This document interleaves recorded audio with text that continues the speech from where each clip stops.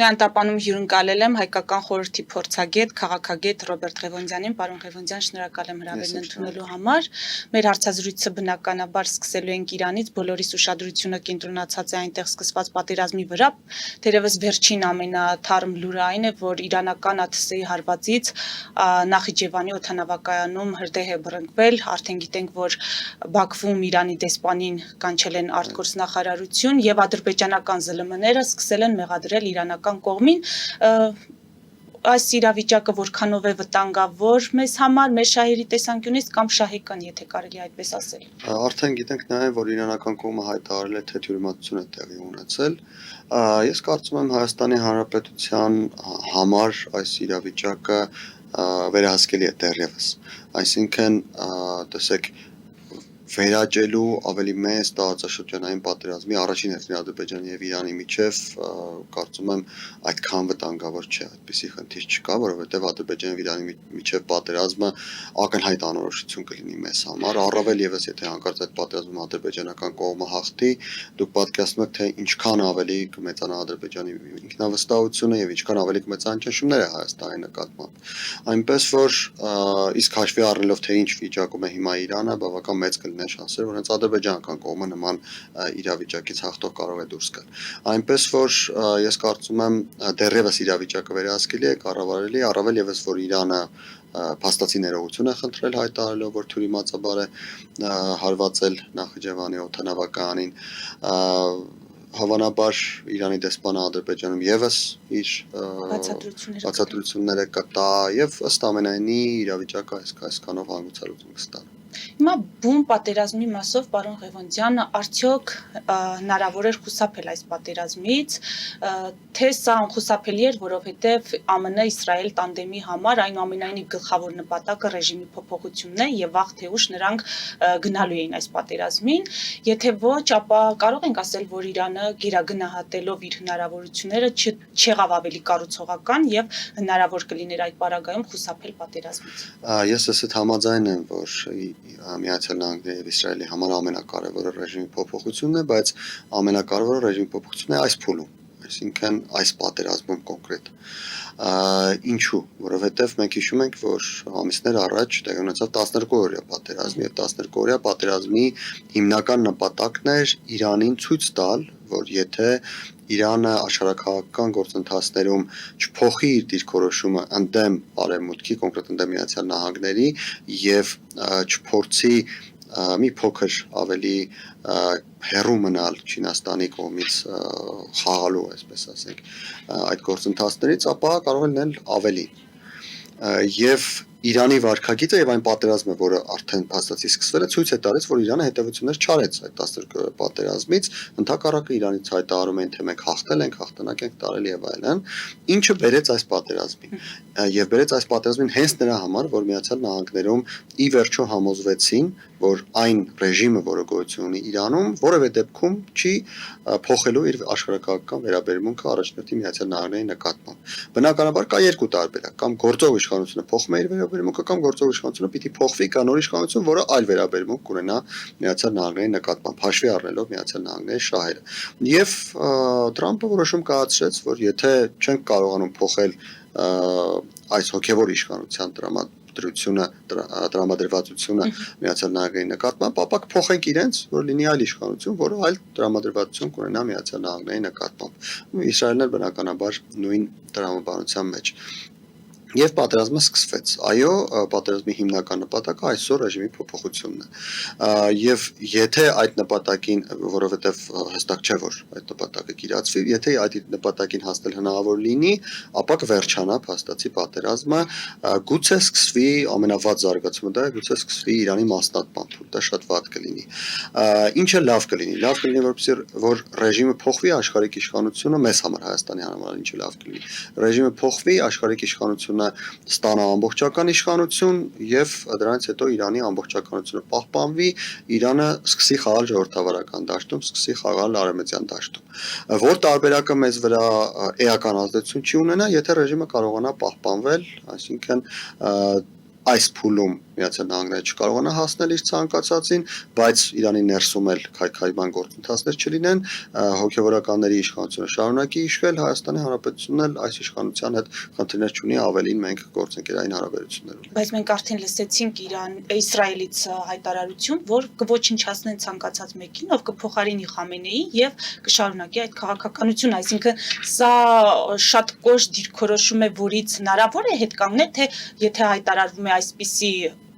ընդգծմամբ, իրենք հետ չեն կանգնելու եւ փոփոխությունը անխուսափելի է լինելու։ Տեսեք, ես ասացի այս փուլում հնարավոր չլինի փոխել։ Ինչու նշեցի այս փուլում, որովհետև եթե ռեժիմը պահպանվի, ինչի հավանականությունը այնուամենայնիվ կա, հնարավոր է, որ պատերազմը կանգնի նաև այս դեպքում։ Հնարավոր է, որ Իրանը շարունակի խաղալ այնպես, ինչպես խաղում էր մինչ այժմ, եւ հնարավոր է, որ Միացյալ Նահանգներն եւ Իսրայելը գնահատեն, որ այս պահին այնքան ռեսուրս ինչքան ծախսեցին, բավարար է, կարող է նաեւ տեղի ունենալ այնուամենայնիվ սա միջազգային հարաբերությունները եւ այստեղ մանիպուլյացիաները, խապկանքը բավական լուրջ տեղ ունի, կարող է նաեւ տեղի ունենալ այն, որ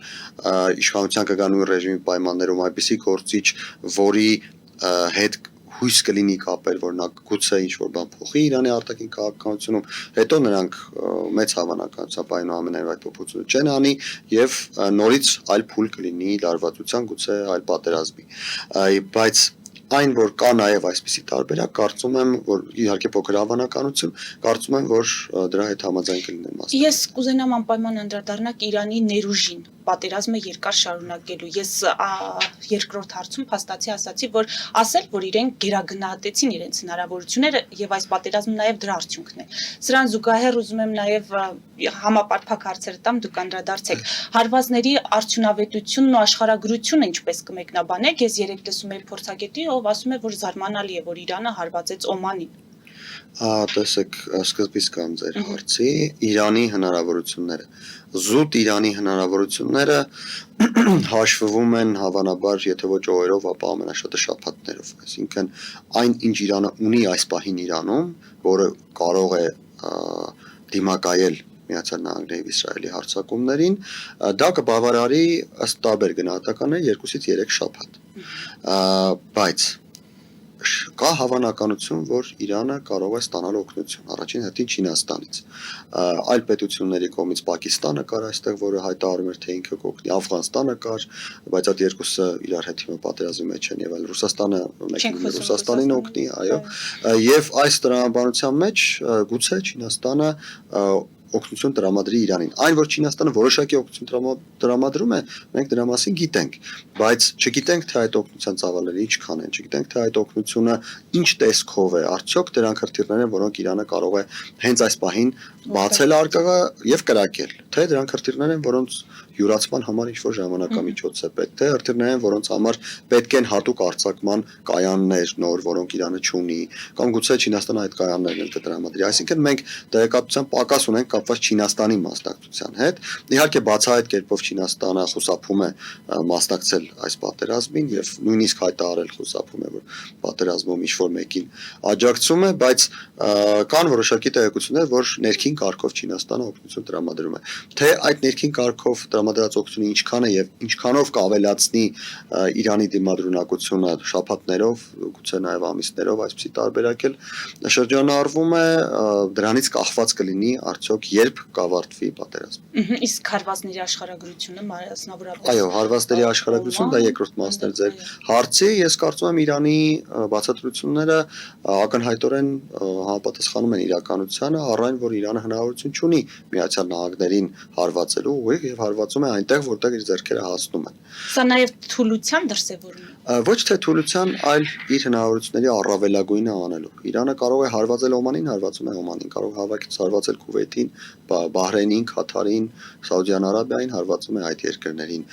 Կա նաև արդեն հաստատված տեղեկություն, որ հարվածել է Թուրքիայի տարածքում, փորձել է հարվածել Թուրքիայի տարածքում տեղակայված ՆԱՏՕ-ի բազային, ինչը չի ստացվել, հակաօդային պաշտպանությունը որսացել է այդ հրթիռները։ Այսինքն նրանք հարվածում են այնտեղ, որտեղ հնարավոր է, որտեղ իրենց ձեռքերը հասնում են։ Բայց հարված ստացող պետությունները կարող կարող են նաև պատասխանել, չէ՞։ Դե արդեն ասացինք, որ Սաուդյան Արաբիան հայտարարել է, որ ինքը Միացյալ Նահանգներով Իսրայելի հետ միանում է, բայց ընդհանրապես հայտարարության մակարդակում դեռևս չի հարվածել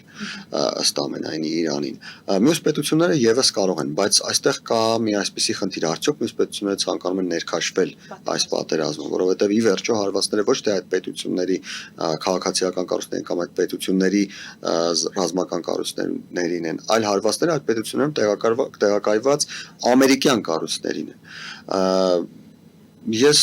մի փոքր զուգահեռ անցկացնում իհարկե Աստված չանի Հայաստանին որևէ բան հարված լինի, բայց եթե օրինակ հարված լիներ Հայաստանում տեղակայված ամերիկյան ինչ-որ կառույցի, մեծ հավանականությամբ Հայաստանի Հանրապետություն կփորձեր այնպես անել, որ ինքը չխառնվեր այդ գործընթացին եւ հայտարարել, թե ամերիկյան կառույցը եւ դա Ամերիկայի խնդիրն է, Ամերիկայի Միացյալ Նահանգների խնդիրն է, կարծում նույն տրամաբանության մեջ են նաեւ մյուս պետությունների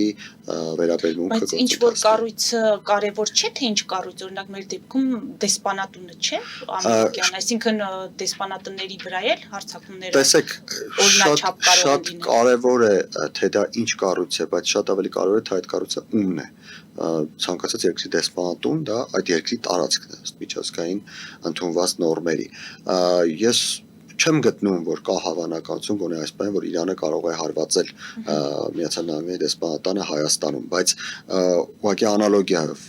Իրանը հարվածում է Բահրեյնում տեղակայված ինչ-որ Միացյալ Նահանգների կառույցի։ Դա կլինի դեսպանատուն, կլինի ռազմակայան, ինչ որ կլինի, արդեն իրենք գիտեն։ Եվ Բահրեյնի կառավարությունը փորձում է մնացած բոլոր երկրների դեպքում նույն կերպ փորձում է ինքը չներքաշվել այս գործընթացում, հայտարարել, որ քանի որ Միացյալ Նահանգների կառույցը Միացյալ Նահանգների խնդիրն է։ Ինչու, որովհետև Բահրեյնը ակնհայտորեն չի ցանկանում դառնալ պատերազմի մաս։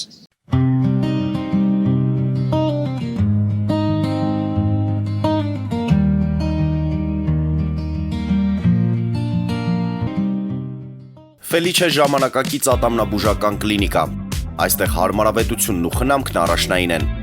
Այստեղ կիրառվում են ատամնաբուժական ամենաժամանակակից տեխնոլոգիաներ, ճշգրիտ ախտորոշում, արդյունավետ բուժում, նուրբ փորձառություն եւ անհատական մոտեցում։ Սկսած սովորական մանրուքներից մինչև առաջադեմ ընթացակարգեր, այստեղ դուք գտնվում եք բարձր որակավորում ունեցող եւ փորձառու ատամնաբուժական մասնագետների ձեռքերում։ Մեր բարեկամական եւ հյուրընկալ անձնակազմն այստեղ է յուրաքանչյուր այցը հաճելի դարձնելու համար։ Ֆելիչե, ձեր առողջ եւ ամենաերջանիկ շպիտը սկսվում է այստեղից։ Եկեք եւ բացահայտեք նորարարության փորձագիտության եւ կարեկցանքի կատարյալ համադրությունը։ Վաճառվում է գերմանական հնաոճ դաշնամուր 1892 թվականի արտադրության ֆոն Մուրբախ։ Գտնվում է գերազանց վիճակում։ Կինը 15000 ԱՄՆ դոլար։ Հեռախոսահամար 094 115 310։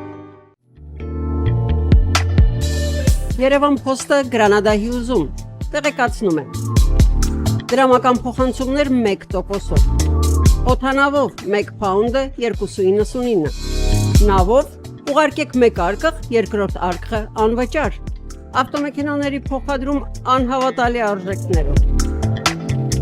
Ինչպես նաև կահույք եւ մեծ չափի բեռների փոխադրում։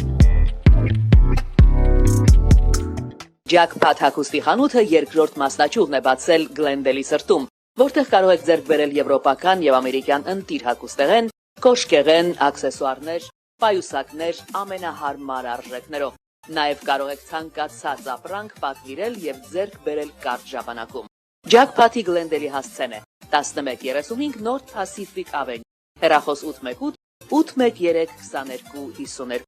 Jackpot հագուստի լավագույն կենտրոնը Գլենդելում։ 60-ից ավելի ճանաչված եվրոպական բրենդների ինքնատիպ, չկրկնվող եւ մատչելի ընտրանին Fortuna Home and Country House խանութ սրահում։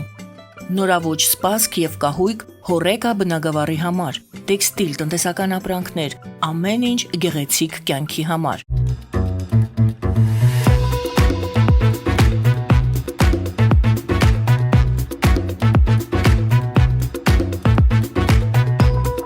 Արարատ ռեստորան, ընտանեկան եւ ընկերական ժամանցի լավագույն հասցե, սիրված արտիստներ, հյուրընկալ մթնոլորտ, հարուստ ճաշացան, անմահական խորտիկներ, Արարատ ռեստորան, հասցեն անփոփոխ, սիրով սպասում ենք ձեզ։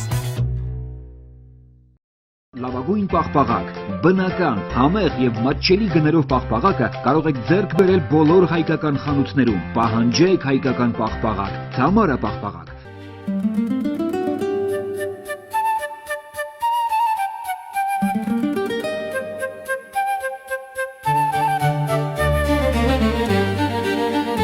Նոյան տապան տպարան,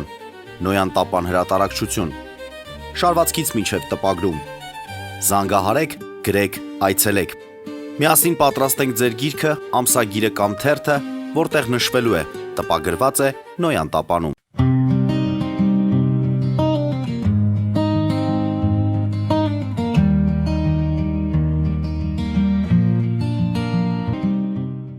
Պարոն Ղևոնդյան, հնարավոր սցենարներից խոսեցիք ու ինձ հետաքրքիր է Իրանի մասնատում ասվածը ավելի պատկերավոր։ Ինչ է նշանակում։ Այլ կերպ ասած Իրանի դառնալը Սիրիա, այսինքն իրավիճակ, երբ ներքին անորոշությունները անգամ շատ կլինեն, որ կլինեն անջատվելու որոշակի ձգտումներ, օրինակ քրդական համանքի կողմից, հյուսիսային հատվածում ադրբեջանական իրենց կոչող հանրույթի կողմից, թեև նրանք ադրբեջանցիներ չեն եւ ընդհանրապես ադրբեջանի հետ ըստ ամենայնի որևէ առնչություն ունենալու ցանկություն էլ չունեն նրանք առանձին հանրույթ են, բայց որպես առանձին հանրույթ գուցե կարող են փորձել անջատողական որոշակի դրսևորումներ ունենալ, այսինքն այն բոլոր անորոշությունները, որոնք հնարավոր են Իրանում, եթե կենտրոնական իշխանությունը չկարողանա տիրապետել իրավիճակին, որովհետեւ մեկ բան է, երբ ռեժիմը փոխվում է, գալիս է աշխարհիկ իշխանություն, օրինակ, որի ղեկավարը կարող է լինել նույն Փեզեշքյանը, որը կարող է բոլորովին այլ քաղաքականություն վարել, եթե չլինեն հոգևորականների ճնշումները, աշխարհիկ իշխանությունների նկատմամբ, մեկ այլ բան է, եթե Փեզեշքյանի իշխանությունը չի համաձայնում այս տարբերակին, գուցե նրանց են վերացնում կամ նրանք հեռանում են քաղաքականությունից, գալիս են ինչ-որ խմբեր, որոնք չունեն լայն զանգվածների աջակցությունը, որոնք չունեն ինստիտուցիոնալ կարողություններ եւ ստացվում է այնպես, որ կենտրոնական իշխանությունը շատ թույլ է լինում եւ ծայրամասերը սկսում են որոշակի անջատողական տրամադրություններ ունենալ։ Պարոն Ղևոնդյան, բայց ամեն դեպքում անդրադառնանք այդ Նախիջևանին հարվածին, փաստորեն Ադրբեջանից հայտարարել են, որ դա անպատասխան չի մնա։ Սա նախ նշանակում է, որ Իրանի բացատրությունը բավարար չեն գնահատել, եւ երկրորդը անպատասխան չի մնա, սա ինչ է նշանակում։ Տեսեք, ինչ հարվածներ, ինչ հնարավոր պետք է պատասխան հաշվի առնենք ժամանակագրային տարբերությունները։ Այն, որ Ադրբեջանից հայտարարել են, որ դա անպատասխան չի մնա, ակնհայտորեն հարվածի առաջին պատասխանն է։ Այն, որ Իրանից փաստացի ներողություն են խնդրել, դա մենք չգիտենք եղել է հայտարարությունը կազմելուց առաջ, թե հետո, գուցե եղել է այդ հայտարարությունը կազմելուց հետո։ Այն, որ հրավիրվել է արտաքին գործերի նախարարություն Իրանի դեսպանը եւ ակնհայտորեն այնտեղ բացատրություններ է տալու, սա եւս որոշակի ազդեցություն ունենալու է Ադրբեջանի տրամադրվածության վրա։ Այնպես որ պետք չէ շտապել, ավելի լավ է սպասենք, տեսնենք թե իրադարձությունները ինչպես են զարգանում, հետո նոր պարզ կլինի Ադրբեջանի հայտարարությունները մեղմվում են թե ընդհակառակը։ Դա իրավիճակային, բայց ամեն դեպքում կարող ենք ենթադրել, որ սա նստված կթողնի ամեն դեպքում երկու երկրների հարաբերությունների վրա։ Դա կախված է լինելու շատ գործոններից, որոնցից ամենակարևորն այն է, թե Իրանը ինչպես է դուրս գալու այս պատերազմից։ Եթե Իրանը ժողովրդավարական է դառնում, ապա որևէ նստվածք չի թողնի։ Եթե շարունակում է իշխել այն ռեժիմը, որը իշխում է այժմ, կարող է որոշակի հետևանք ունենալ։ Հիմա գանք Հայաստանի դիրքավորմանը, Հայաստանի արձագանքին, այն բանավեճին կամ լեզվակռվին, որը կա իշխանականների եւ ընդդիմության միջև, հակառակողմից մատնանշում են այդ ցուցադրական անհոգությունը, քննադատում դրա համար իշխանությանը, ասում են ինչպես կարելի է այդքան անհոգ ձևանալ, երբ որ հարևանությամբ բարեկամ երկիրը պատերազմի մեջ է։ Մի քանի օր հետո մենք փաստորեն պաշտոնական մակարդակով ցավակցեցինք, ոմանք սա ճիշտ են գնահատում, ոմանք ոչ այդքան։ Հիմա ընդհանուր Հայաստանի ղեկավարության արձագանքը, ինչու՞ չէ, նաև ընդդիմության քաղաքական դաշտի արձագանք այս ամենին, եթե նրանք քննադատում են իշխանությանը։ Երբ պատերազմում են երկու բարեկամ երկրներ, Հայաստանի Հանրապետության խնդիրը այդ պատերազմում որևէ մասնակցություն չունենալն է եւ կողմերից որևէ մեկի կողմը չանցնելն է, ինչը կարծում եմ այս պայդրությամբ կոնե հարաբերականորեն նորմալ իրականացնում է Հայաստանի իշխանությունը։ Ինչ վերաբերում է նրան, որ այստեղ հանգիստ ենք, որովհետեւ այստեղ խաղաղություն է։ Հայաստանի Հանրապետությունը հիմա ապրում է բացառիկ խաղաղ ժամանակաշրջան, վերջին 200 տարիների ընթացքում առաջին հերթին, բայց մի փոքր ավելի մեծացնելով, սկսած Կիլիկյան Հայաստանի անկումից, որովհետև Կիլիկյան Հայաստանի անկումից հետո տարածաշրջանում չի եղել պատերազմ, որին Հայաստանի Հանրապետության ներկա տարածքում բնակվող հայերը մասնակից չլինեն։ Տարածաշրջանի բոլոր պատերազմներին, շատ դեպքերում նաև տարածաշրջանից դուրս պատերազմներին, այս 29743 կիլոմետրի վրա ապրող հայերը պարտավորված են եղել մասնակցել։ Այլ հարց է, մարդիկ են եղել փախել, են չեն մասնակցել կամ մասնակի է եղել զորահավաք հավաքը կամ ամբողջական դա հարցի մյուս կողմն է։ Հարցն այն է, որ մենք առաջին անգամ վերջին 200 տարիների եւ դրանից ավելի մոտ 400 տարիների ընթացքում չենք մասնակցում այն պատերազմներին, որոնք տեղի ունենում եւ հյուսիսում եւ հարավում։ Տեսեք, Ռուսաստանը պատերազմի մեջ է, Հայաստանի Հանրապետությունում զորահավաք չկա, Իրանը պատերազմի մեջ է, Հայաստանի Հանրապետությունում զորահավաք չկա։ Եվ այս իրավիճակում խաղաղ, հանգիստ, անհոգ չլինել նշանակում է ունենալ որոշակի վախեր եւ չհասկանալ այն տրամաբանությունը, որը կա այս պահին մեր տարածաշրջանում։ Իսկ մեր տարածաշրջանում տրամաբանությունը հետեւյալն է. աշխարհաքաղաքական զարգացումները ստեղծել են երկու գլխավոր ճամբար։ Մեկ ճամբարում են Միացյալ Նահանգները, որը փորձում է որոշակի առավելություն ստանալ Չինաստանի նկատմամբ, մյուս ճամբարում է եւ Միացյալ Նահանգների գործընկերները, մյուս ճամբարում է Չինաստանը, գլխավորում է Չինաստանը եւ որին հարում է Ռուսաստանը, Իրանը, մինչեւ վերջերս հարում էր նաեւ Վենեսուելան, բայց Վենեսուելայի հարցը լուծեցին։ Եվ այս երկու ճամբարներում անհրաժեշտ է դիրքավորում։ Հայաստանի Հանրապետությունը, Թուրքիան եւ Ադրբեջանը դիրքավորվել են Միացյալ Նահանգների կողմից գլխավորած ճամբարում։ Եվ սա նշանակում է, որ Հայաստանը այս պահին թե Ադրբեջանից, թե Թուրքիայից վտանգ ամեն դեպքում այն ձևով ինչ ձևով հնարավոր է որ դա լիներ, չի սպասում։ Ինչը նշանակում է, որ խաղաղությունը այնուամենայնիվ այս պահին ավելի հավանական է, քան ոչ խաղաղությունը։ Ինչ վերաբերում է Իրանին, ապա Իրանը այն վիճակում չէ, որպեսզի Հայաստանի Հանրապետության համար վտանգ ներկայացնի։ Ինչ վերաբերում է Ռուսաստանին, Ռուսաստանի վտանգները հիբրիդային են եւ դրա հետ կապված Հայաստանը փորձում է ամեն ինչ անել, որպեսզի այդ հիբրիդային հարձակումներին կարողանա դիմակայել։ Բայց ես չեմ կարծում, որ այն մարդիկ, ովքեր մեղադրում են Հայաստանում անհոգության մեջ Ռուսաստանի վտանգի հետ կապված որևէ ակնարկներ անում են կամ որևէ մտքեր ունեն։ Հիմա Հայաստանի այդ պատերազմի որևէ պատերազմի չմասնակցելու այս աննախադեպ իրավիճակը, պարոն Ղևոնդյան, սա եթե լսենք իշխանականներին, կասեն, որ մեր արդյունավետ աշխատանքի, մեր բալանսավորված քաղաքականության արդյունք է։ Իսկապես դրա արդյունք է, թե այնուամենայնիվ աշխարհաքաղաքական զարգացումները բերել են հասցրել են այս կետին, որ Հայաստանը չի մասնակցում որևէ պատերազմի։ Եվ իհարկե իշխանությունների գործողությունները որոշակի մասնաբաժին ունեն դրանում, պատկերացրեք, եթե Հայաստանի իշխանությունները համաձայնեին միջանցք տրամադրել ռուսական FSB-ին Սյունիքում, մենք այսօր լինելու էինք այս ամբողջ գործընթացի թիրախ։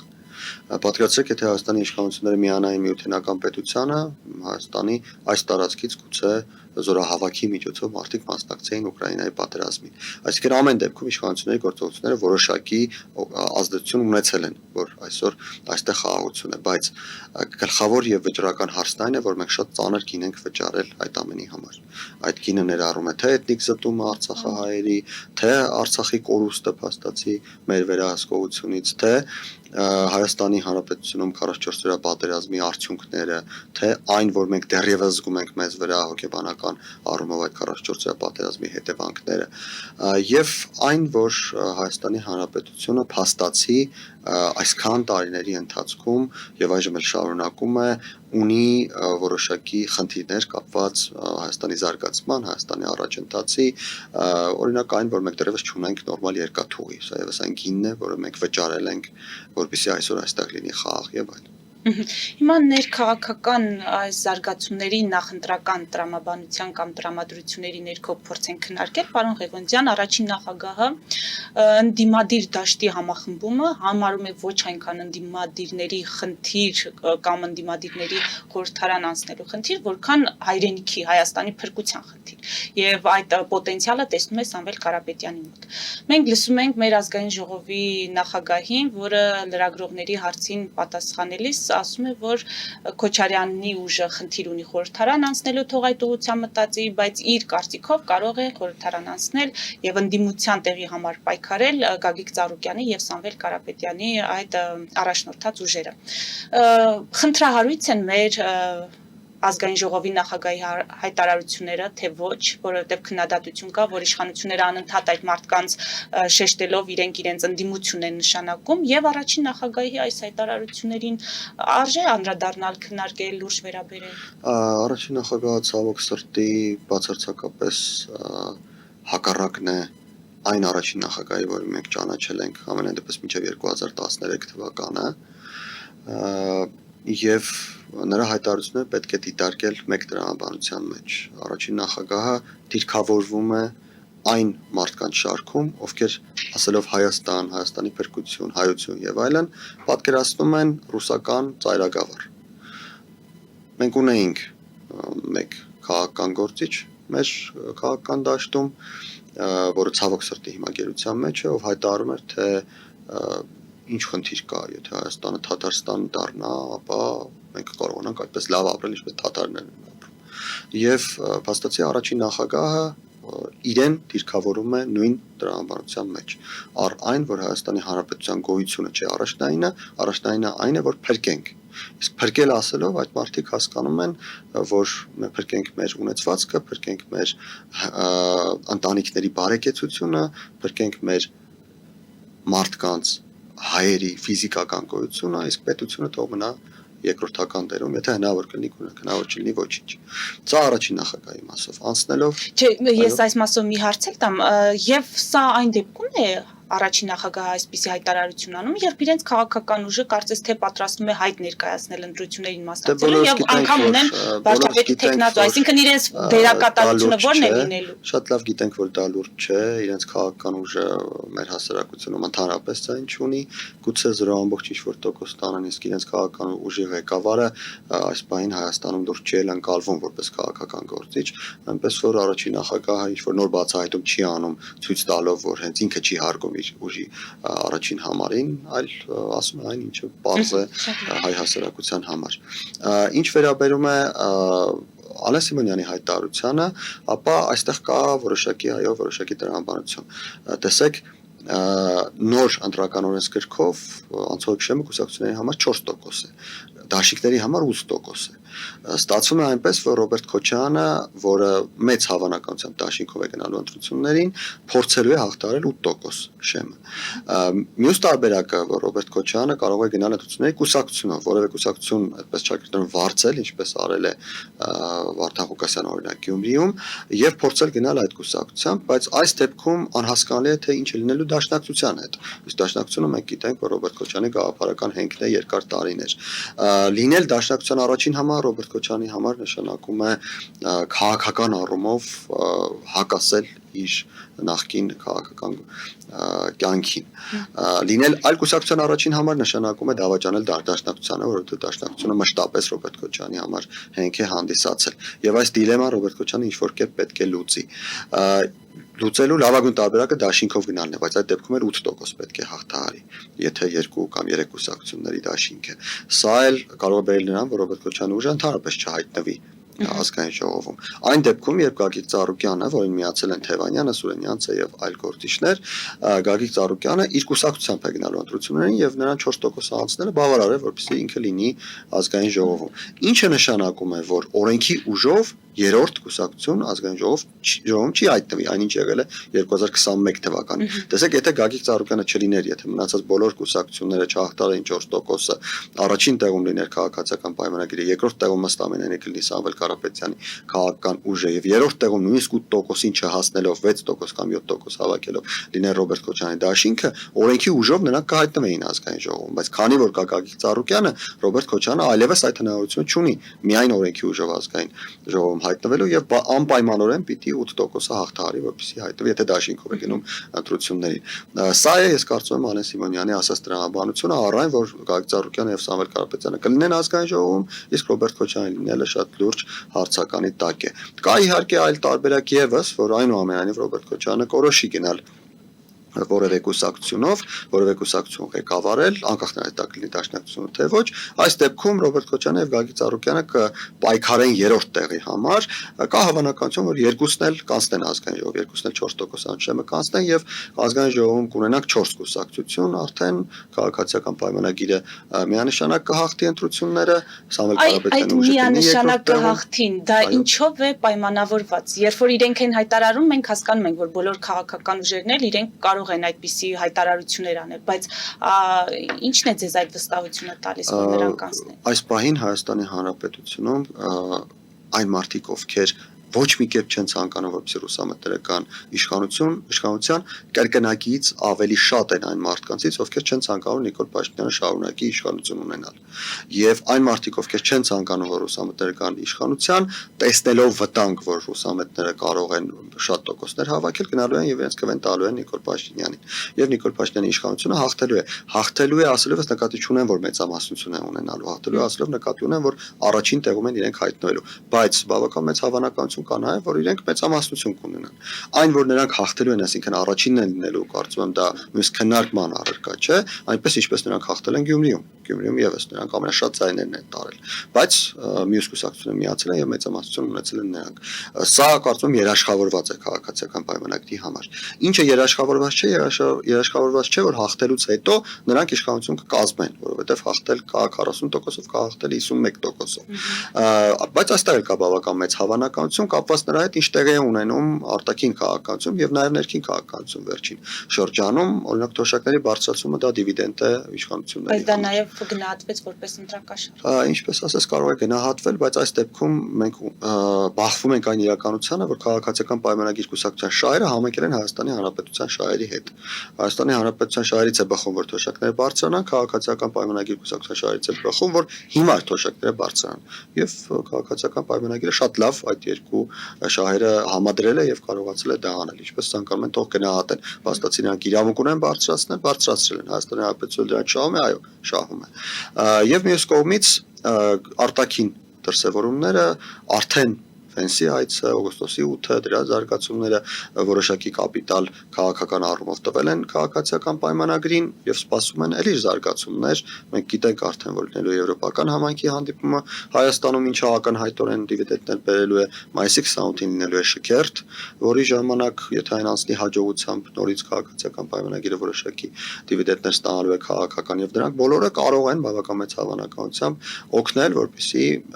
քաղաքացիական պայմանագիրը միանգամից իշխանություն կազմի եւ ստիպված չլինենք հաշվարկելու թե որ մեկը ինչքան ստացավ, որ մեկը մյուսին անցավ, թե չանցավ եւ դրա արդյունքում իշխանություն որը մեկը կարողանում է կազմել, թե երկրորդ փուլը լինել։ Եվ ամփոփելով շատ կարճ, պարոն Ղևոնդյան, մենք այս ընտրապայքարը դիտարկենք նաև այլընտրանքային ուժերի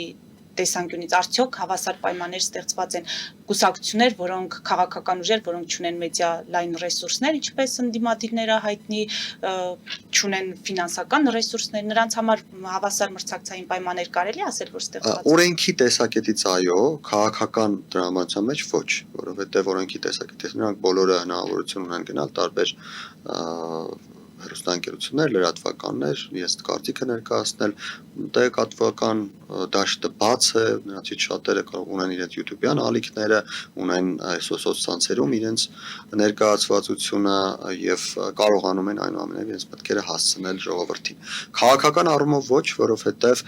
ինչպես դուք ակնարկեցիք ձեր հարցերից մեկում, Հայաստանի իշխանությունները ընդդիմություն են նշանակել ռուսամետներին եւ դա իրենց համար ամենահարմար ընդդիմությունն է։ Ռուսամետները իրենց ձայներ են բերում, որովհետեւ իրենց ձայների մի մեծ հատվածը կապված է վախի հետ, որ ռուսամետները կարող են գալ իշխանության։ Եվ մյուս կողմին էլ դա ձեռնտու է, մյուս կողմն էլ թիրախավորում է իշխանություններին, որովհետև ռուսամետ տրամադրություններ ունեցող Հայաստանի Հանրապետության քաղաքացիները չեն սիրում այս իշխանություններին եւ գնում են ձայնը տալիս են այդ մարդկանց ընդդեմ Հայաստանի ներկայ իշխանությունների։ Փաստացի այս երկվությունից կամ այս դիմակայությունից այլընտրանքային ուժերը քաղաքական առումով դուրս են մնում եւ ստացվում է որ քաղաքական առումով նրանց մասնակցության հնարավորությունները համեմատելի չեն այս երկու հիմնական բևեռների, այսպես ասենք, մասնակցության հնարավորությունների հետ։ Շնորհակալ եմ։ Ես եմ շնորհակալ։ Մեծ դիտողներին հիշեցնեմ, որ զրուցում էի հայկական խորհրդի փորձագետ, քաղաքագետ Ռոբերտ Ղևոնդյանի հետ։ Մեր ուղիղ եթերները կարող եք դիտել Patreon-ում, նաև այդ հարթակում աջակցել մեզ էկրանին երևացող QR կոդով։